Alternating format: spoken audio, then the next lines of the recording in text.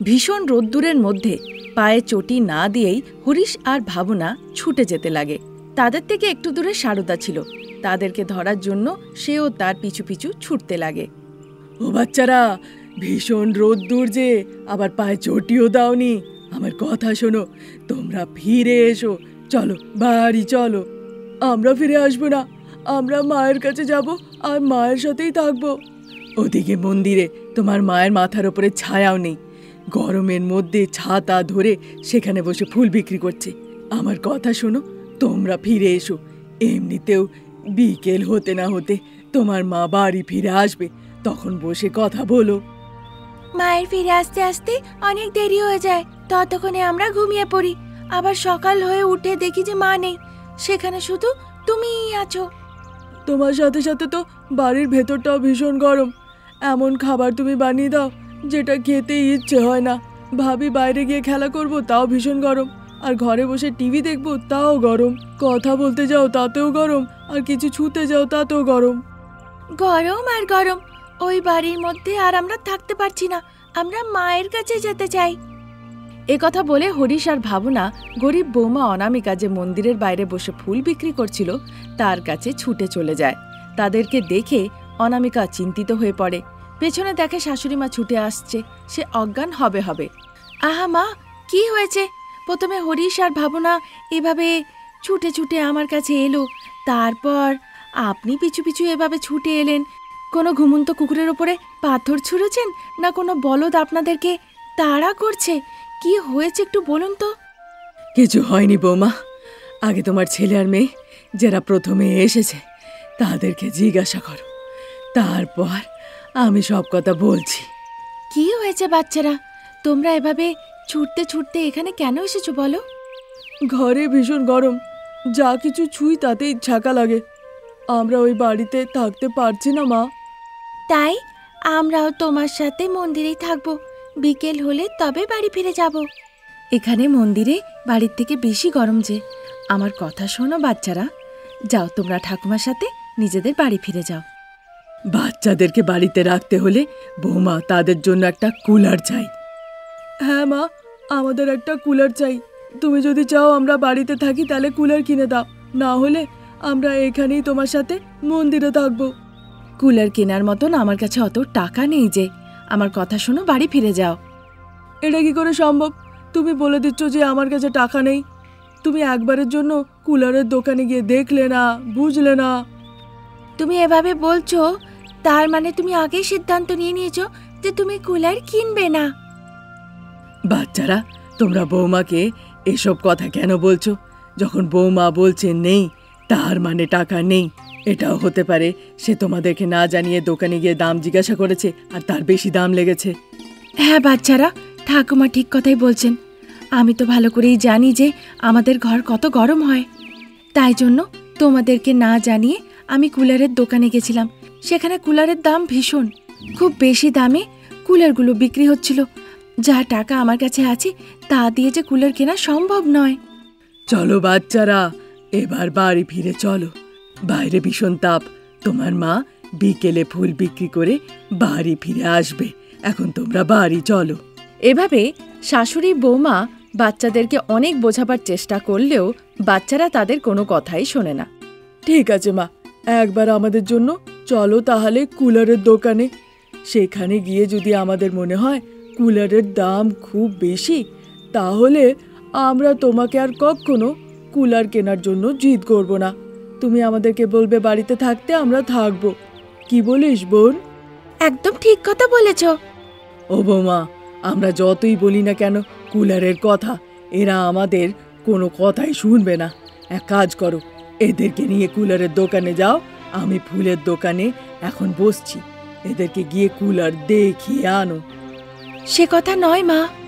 যাও বৌমা, তুমি মনে কষ্ট পেও না। এদেরকে নিয়ে গিয়ে কুলার দেখিয়ে আনোগে। এমনিতেও কুলারের দাম অনেক, এরা নিজেদের চোখে দেখলে বিশ্বাস করবে। শাশুড়ি মা শারদার মুখে এ কথা শুনে অনামিকা মনে মনে ভাবতে লাগে।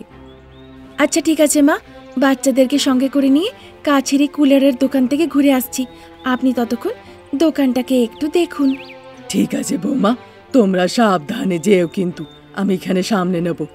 সারদার এভাবে বলাতে অনামিকা হরিশ আর ভাবনাকে সঙ্গে করে নিয়ে কাছেরই একটা কুলারের দোকানে যায়। সেখানে বিভিন্ন রকমের কুলার রাখা ছিল আর সেখানে খদ্দেরও অনেক ছিল। হরিশ আর ভাবনা কুলারের দোকানে গিয়ে খুব অবাক হয়ে চারিদিকে দেখতে লাগে। দেখতে দেখতে প্রায় 1 ঘন্টা দোকানের মধ্যে কেটে যায়। তাও বাচ্চারা কুলার দেখেই যাচ্ছিল। হঠাৎ করে একটা বিশাল বড় কুলার দেখে হরিশ বলে, মা মা, এইদিকে দেখো না, এই কুলারটা আমার আর বোনের খুব পছন্দ, এই কুলারটা নিয়ে নাও না। হ্যাঁ হ্যাঁ মা, দেখো এই কুলারটা কতই না বড়, এই একটা কুলার দিয়েই আমাদের সবার হয়ে যাবে। আহা, একটু দাঁড়াও বাচ্চারা, আগে এই কুলারের একটু দামটা তো জিজ্ঞাসা করি। একথা সে বলছিলই ততক্ষণে দোকানদার সেখানে এসে পড়ে। বলুন ম্যাডাম, কোন কুলারটা আপনার চাই? এটা চাই, আমাকে এটা দিয়ে দাও। বাচ্চারা একটু শান্ত হয়ে যাও, আমাদেরকে একটু কথা বলতে দাও। এভাবে বলাতে হরিশ আর ভাবনা একটু শান্ত হয়ে যায়। দাদা, এই কুলারটার কত দাম? 15,000 টাকা এটা। একথা শুনে অনামিকা একটা শব্দও আর বলতে পারে না। বললে আমি 1,000 টাকা কম করতে পারবো, 14,000 টাকা লাগবে এই কুলারের। আমার কাছে যে অত টাকা নেই দাদা। একথা বলে বাচ্চাদেরকে নিয়ে সেই দোকান থেকে বেরিয়ে এসে সোজা নিজের ফুলের দোকানে ফিরে আসে। হরিশ আর ভাবনা কান্নাকাটি করতে লাগে, দুষ্টুমি করতে লাগে আর ওই বড় কুলারটা চাই বলে জেদ ধরে বসে। অনামিকা বাচ্চাদেরকে অনেক বোঝাবার চেষ্টা করে, কিন্তু তারা কোনো কথাই শোনে না। এবার অনামিকা ভীষণ রেগে যায়, একটা ছড়ি দিয়ে তাদেরকে বেধড়ম পেটায়। তা দেখে সারদার খুব রাগ হয়। হ্যাঁ গো বৌমা, একটু থামো, এভাবে কি বাচ্চাদেরকে কেউ মারধর করে? এভাবেই সারদা বৌমাকে বকাবকি করে, তারপর বাচ্চাদেরকে সঙ্গে করে নিয়ে সেখান থেকে চলে যায়। যে হাত দিয়ে অনামিকা মারধর করেছিল সেই হাত দুটিকে দেখে, আমাকে ক্ষমা করে দিও বাচ্চারা, এখন আমার মনে হচ্ছে ভালো হতো যদি তোমরা বড়লোক বাড়িতে জন্ম নিতে। একথা বলে সে মনে কষ্ট পাচ্ছিলই ততক্ষণে সেখানে মাধবী আসে। হ্যাঁ গো অনামিকা, ওভাবে বাচ্চাদেরকে মারধর কেন করছিলে? নিজের দরিদ্রতাকে আর মারতে পারবো না, তাই বাচ্চাদেরকে মারছিলাম। এই ভীষণ গরম আমরা সহ্য করতে পারছি না, বাচ্চারা কি করবে বলো তো? তাহলে কি আমরা নিজের সাধ্যের বাইরে গিয়ে ভাববো? হ্যাঁ বলো তো। বাচ্চাদের জন্য করতে হয় অনামিকা। আমি করতে পারবো না মাধবী। কুলার কম দামেরও তো পাওয়া যায়। ওগুলো খুবই ছোট, শুধু একজনেরই গায়ে হাওয়া লাগবে, আর বাকি লোকেরা তখন কি করবে বলো? এই ইদানিং আমি পড়েছিলাম যে কেউ নাকি খুবই সস্তা দামে কুলার বানিয়েছে। কি বললে? আমরা নিজেই কুলার বানাতে পারি নাকি? হ্যাঁ অনামিকা, কোনো টেকনিশিয়ানকে একবার জিজ্ঞাসা করে দেখো। একথা বলে মাধবী সেখান থেকে চলে যায়। তারপর 2 দিন কেটে যায়। যদি তার কথা মতো আমি কুলার বানাই, তাহলে তো গরিবেরাও কুলার পাবে আর অনেক টাকা বেঁচেও যাবে। তবে আমি বানাবো কিভাবে? এসব কথা সে মনে মনে ভাবতে লাগে। তারপর মন্দির থেকে একটু দূরে গিয়ে সে বাঁশের ঝাড় দেখতে পায়। তখন অনামিকার মাথায় বুদ্ধি খাটে, যদি সে বাঁশ দিয়ে কুলার বানায় তাহলে। তারপর স্বামী রমেশ আর শ্বশুর মশাই প্রসাদের সাহায্যে বাচ্চাদের জন্য একটা বিশাল বড় বাঁশ দিয়ে কুলার বানিয়ে ফেলে অনামিকা। তারপর কুলারটাকে অন করা হয়। সেই বাঁশের কুলারের ভেতর থেকে ঠান্ডা ঠান্ডা হাওয়া বেরিয়ে আসতে লাগে। তা দেখে হরিশ আর ভাবনা ভীষণ আনন্দিত হয়। মা, এই বাঁশ দিয়ে তৈরি করা কুলারটা খুব ভালো, খুব ঠান্ডা হাওয়া আসছে যে। সত্যি করে মা, এর থেকে যে হাওয়াটা আসছে সেটা খুব ঠান্ডা। 2 বাচ্চা যখন আনন্দ সহকারে এ কথা বলে তা দেখে অনামিকাও ভীষণ আনন্দিত হয়। তখন সে মনে মনে ভাবে, যদি সে বাঁশের ঝাড় দিয়ে আরও কিছু কুলার বানায় তাহলে অনেক মানুষেরই সাহায্য হবে। এ কথা সে শ্বশুরমশাই আর স্বামীকে জানায়। বাবা, তাহলে আপনি এটা নিয়ে কি বলতে চান? খুব ভালো কথা ভেবেছ বৌমা। বাঁশের ঝাড় দিয়ে তুমি যদি কুলার বানাও তাহলে অনেকেই কুলার পাবে আর আমাদের ঘরেও 2 টাকা আসবে। আমরা কাউকে ঠকাচ্ছি না আর কাউকে নিতেও বলছি না। বানিয়ে আমরা বাড়ির বাইরে রেখে দেব। যাদের পছন্দ হবে তারা এসে নিয়ে যাবে, আর না হলে তারা নেবে না। হ্যাঁ অনামিকা, তাহলে তুমি বানাও, আমি বরঞ্চ জঙ্গলে গিয়ে আরও বেশি করে বাঁশের কঞ্চি কেটে নিয়ে আসছি। একথা বলে রমেশ কুড়ুল নিয়ে বাড়ি থেকে জঙ্গলের দিকে চলে যায়। সেই রাতে সারদা যখন বাড়িতে ফিরে আসে, বাঁশ দিয়ে তৈরি কুলার দেখে সে ভীষণ আনন্দিত হয়। সারদাকে অনামিকা পুরো ব্যাপারটা খুলে বলে। যদি সে আরও বাঁশ দিয়ে কুলার বানায় তাহলে গরিব মানুষদের জন্য সস্তা পড়বে আর তারাও কিছু টাকা রোজগার করতে পারবে। বাঁশ দিয়ে তৈরি করা কুলার বিক্রি করে অনামিকা বেশ ভালো টাকা রোজগার করে, আর তা দিয়ে সারদার সংসার সচ্ছলভাবে চলতে লাগে। তার সাথে সাথে সস্তা দামের বাঁশের কুলার বানিয়ে অনামিকা আর তার পরিবার খুব কম সময়ে সুনামও অর্জন করে। আজ এই পর্যন্ত। নতুন গল্প নিয়ে আমরা আবার হাজির হব। ততক্ষণের জন্য নমস্কার। বিকেলের সময় ঠান্ডা আবহাওয়া। বাড়ির বাইরে শেডের নিচে বিছানা লাগিয়ে প্রসাদ তার উপরে বসেছিল। প্রত্যেক দিন এই সময়ে ছেলে বৌমা বাড়ি ফিরে আসে, কিন্তু আজ তো আসেনি। তাহলে আবার আজ কি হলো? মনে হয় যে কলসিগুলো নিয়ে গেছিল, সব কটা বিক্রি হয়নি। একথা ভাবছিলই ততক্ষণে সারদা এক গ্লাস বাটার মিল্ক নিয়ে তার কাছে যায়। এই নাও, ঠান্ডা ঠান্ডা এটা খেয়ে নাও। এভাবে বলে সে প্রসাদকে খেতে দেয়। প্রসাদ দেরি না করে তাড়াতাড়ি খেয়ে ফেলে। কলসিতে যা ঠান্ডা, তার আগে কিছুই টেকে না। হ্যাঁ গো, তাই জন্য তো আমাদের বানানো কলসিগুলো এত ভালো বিক্রি হয়। বড় কলসি জলের জন্য আর ছোট কলসি বাটার মিল্কের জন্য। সে ঠিক সারদা, কিন্তু ছেলে বৌমা ঠালাই করে কলসি নিয়ে গেছে বিক্রি করতে, এখনো তো ফিরল না। তুমি কি জিজ্ঞাসা করেছো তাদের কেন দেরি হচ্ছে? তা তো করিনি। কে জানে দুজনে কলসি বিক্রি করার জন্য কোথায় কোথায় ঘুরছে। তা তো করতেই হবে। আমরা কলসি তৈরি করি, সেগুলোকে বিক্রি করি, তবেই আজীবিকা চলে আমাদের। যদি ওই কলসি বিক্রি হয় তবেই দুবেলা খেতে পাই। সে ঠিকই বলেছ। মনোরমার কাছে গিয়ে নাতি নাতনিকে আনবে নাকি? এখনো তাদের লেখাপড়া শেষ হয়নি। লেখাপড়া শেষ হলেই মনোরমা আমাকে ফোন করবে, আমি গিয়ে তখন নিয়ে আসব। এরকমভাবে সারদা আর তার স্বামী কথা বলছিল। ততক্ষণের মধ্যেই ছেলে বৌমা খালি ঠেলা নিয়ে আনন্দে বাড়ি ফিরে আসে। সারদা আর প্রসাদও তাদের ঠেলা খালি দেখে ভীষণ আনন্দিত হয়। আরে বাহ বৌমা, অনেক দিন পরে আমাদের এই ঠেলাটা একদম খালি দেখছি। আজকে তো উৎসবের দিন। হ্যাঁ মা, সেলিব্রেট তো করাই উচিত। ইদানিং এর মধ্যে আজ প্রথমবার যে সব কলসি বিক্রি করে আমরা বাড়ি ফিরেছি। আজ আমরা কলসি ভরা ঠেলা নিয়ে বিক্রি করতে বেরিয়েছিলাম। আমি যখন ট্রেনিং দিয়েছি এমনটা তো হবেই। হুস, অন্ধকার হয়ে গেছে, তা সত্ত্বেও জানি না কোথায় কাক বসে কাকা করছে। যা যা। এরকমটা বলে প্রসাদ সারদার দিকে চেয়ে দেখে। সারদাও চারিদিকে ঘুরে দেখতে লাগে। কোথায় কাক গো? আমি তো দেখতে কোথাও পাচ্ছি না। তার কথা শুনে অনামিকা আর রমেশ হাসতে লাগে। তখন সারদা বুঝতে পারে যে প্রসাদ এতক্ষণ কাকে কাক বলছিল। তারপর সে রেগেমেগে প্রসাদের দিকে চেয়ে দেখে। মা, আজকে সব কলসি বিক্রি হয়ে গেছে না, এই ধরুন টাকা, এটা আপনি রেখে নিন। একথা বলে অনামিকা সব টাকা সারদার হাতে তুলে দেয়। তা দেখে সারদার চোখ ছলছল করে ওঠে।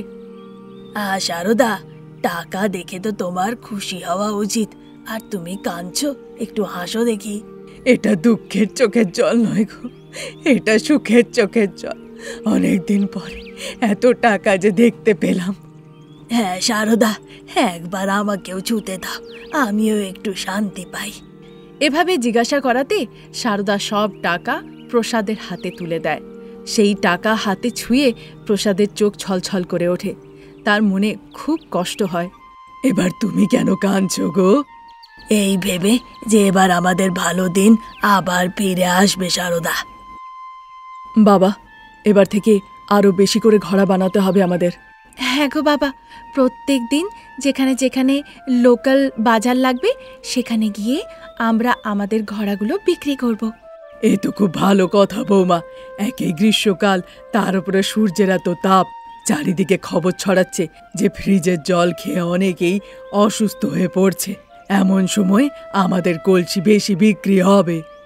হ্যাঁ মা। মনোরমার টিউশন থেকে এখনো বাচ্চারা ফিরে আসেনি মা? একটু টাকা হাতে এসছে, চলো মনোরমার টিউশন ফিস দিয়ে বাচ্চাদেরকে নিয়ে আসি। এগো শোনো, মুরগি নিয়ে এসো, অনেকদিন হয়ে গেছে মুরগির মাংস খেয়ে।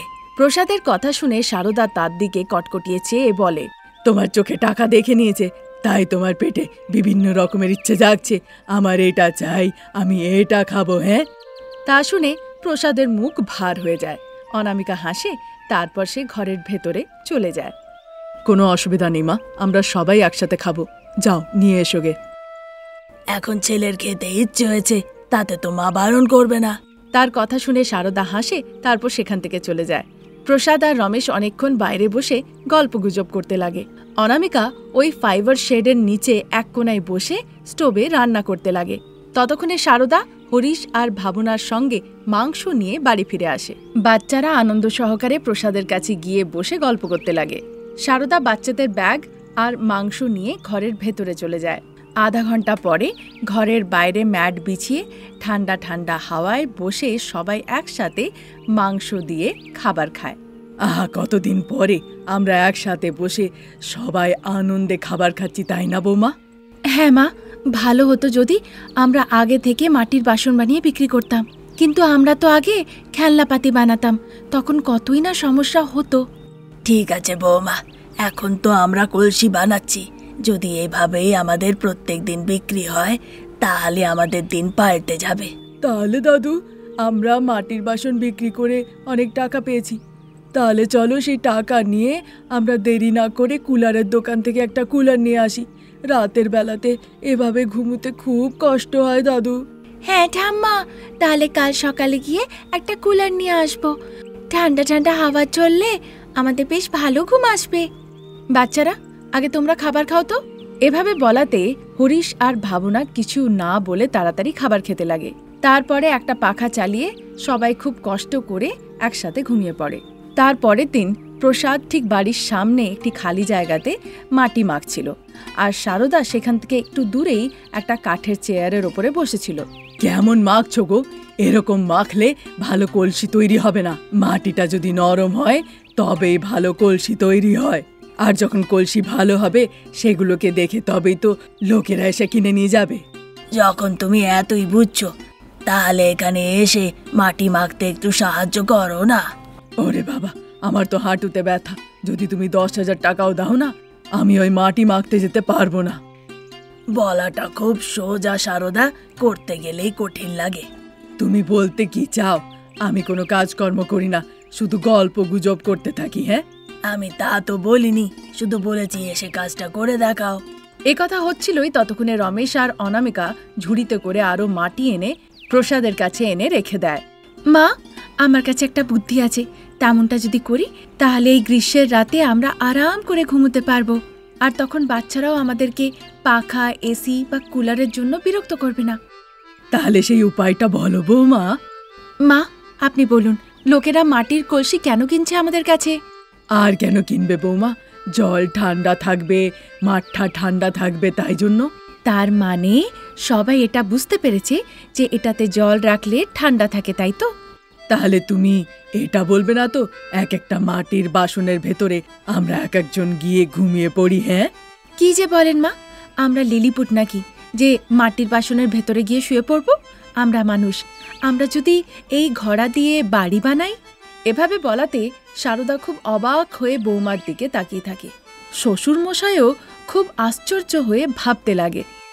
ওয়াও, খুব ভালো অনামিকা, তুমি একটা তো খুব ভালো বুদ্ধি দিয়েছ, আর এই কাজ তো আমাদের নিজেদের হাতে। বাবা, আমরা খুব সুন্দর একটা ঘড়া দিয়ে বাড়ি আমাদের নিজের হাতে তৈরি করতে পারি। এমন বাড়ি কেউ দেখেনি আজ পর্যন্ত, আর শুধু আমাদের পরিবার হবে যারা ওই মাটির ঘড়ার ঘরে থাকবে। রমেশের এভাবে বলার পরে সকলেই অনামিকার এই পরিকল্পনার জন্য তার খুব প্রশংসা করে। তারপর আর দেরি না করে সকলে একসাথে মিলে মাটির ঘড়ার বাড়ি বানাতে লেগে পড়ে। প্রসাদ আর হরিশ মিলে মাটিটাকে মাখে। অনামিকা, রমেশ আর ভাবনা মাটিটাকে তুলে তুলে নিয়ে যেতে লাগে। তারপর তারা বড় বড় মাটির গোলা তৈরি করে। বাবা, আপনি এবার একটু আরাম করুন, সেই সকাল থেকে আপনি মাটি মেখেই যাচ্ছেন। হ্যাঁ বাবা, তুমি একটু বিশ্রাম করো। তারপর পায়ে মাটি নিয়েই প্রসাদ গিয়ে বিছানার ওপরে একটু বসে। এভাবেই দিন কাটছিল। এভাবে সকলেই রাত দিন না দেখে অতি কষ্ট করে মাটির ঘড়ার বাড়ি বানাবার কাজে লেগে পড়ে। সবাই সেই বাড়িতে থাকতে শুরু করে। বাড়িটি ঠান্ডা হওয়ার কারণে বাচ্চারাও দুষ্টুমি না করে এবার আরাম করে ঘুমোতে লাগে। না হলে অন্য সময় বাচ্চারা গরম গরম বলে খুব জ্বালাতন করত। কোনো না কোনো কথা নিয়ে তারা এসি, কুলার, পাখা কিনে দাও এসব কথা বলতে থাকতো। শুধু তাই নয়, ওই মাটির কলসির বাড়িতে তরিতরকারি, ফল, দুধ, দই কোনো কিছুই আর খারাপ হতো না। অনামিকাকে এভাবে মাটির কলসির বাড়ি বানাতে দেখে গ্রামবাসীরা অন্য চোখে তাদের দেখতে লাগে। আপনারা যাই ভাবুন না কেন, এতে আমাদের কিছু যায় না, নাই কিছু আসে। আনন্দের জন্য আপনারা একবার ভেতরে গিয়ে বসে আসতে পারেন, চাও দেবো, খেতে হবে কিন্তু। এভাবে বলার পরে অনামিকা তাদেরকে নিজের মাটির কলসির ঘরের ভেতরে যেতে দেয়। তাদের বাড়ি দেখে ভীষণ ভালো লাগে। তারা অনামিকার খুব প্রশংসা করে। অনামিকা, আমরাও টাকা দেব, তুমি আমাদের জন্য এরকম মাটির কলসির একটা বাড়ি বানিয়ে দাও না। একথা বলে কমলা নিজের বাড়ি চলে যায়। প্রথমে অনামিকা আর তার পরিবার এই ব্যাপারটাকে নিয়ে অনেক চিন্তাধারা করে। তারপর টাকা নিয়ে তারা মাটির কলসির বাড়ি বানিয়ে দেওয়া শুরু করে, আর সেই টাকা দিয়ে পুরো পরিবার আনন্দে জীবন কাটাতে লাগে। এভাবে অনামিকার একটি ছোট্ট পরিকল্পনা একটা ব্যবসায় পাল্টে যায়। আজ এই পর্যন্ত। নতুন গল্প নিয়ে আবার হাজির হব। নমস্কার।